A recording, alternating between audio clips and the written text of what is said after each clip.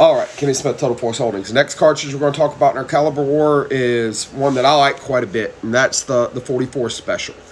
So 44 Special came around kind of early in the 20th century. 1907 is when it was designed. It's been in production since 1908. You have to look at the time frame, right? We're kind of in the early days of smokeless powder, especially for use in pistols.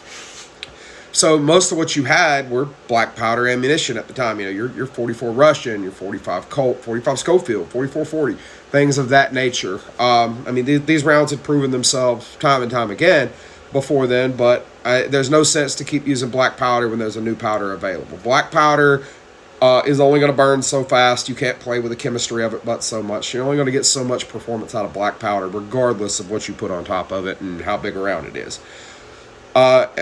Gun and ammunition companies aren't stupid. They see this new technology and they need to get onto it.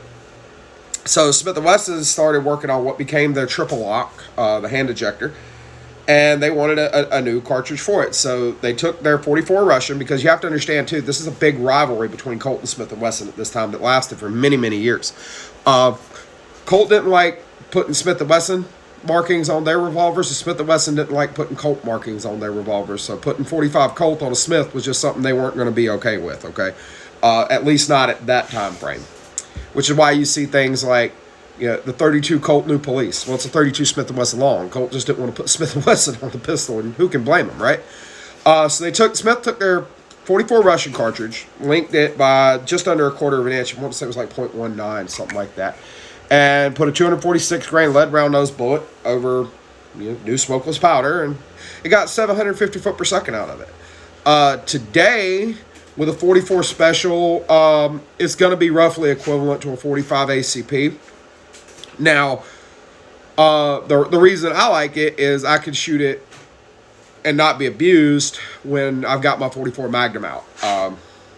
My Super Blackhawk, it soaks up quite a bit of recoil, but the 44 Specials make for a more fun day than the 44 Magnum. That's no substitute for shooting the Magnum ammunition, but nonetheless, the 44 was very, very much played with, the 44 Special. Elmer Keith and really Skeeter Skelton and several others formed a group that referred to themselves as the 44 Associates.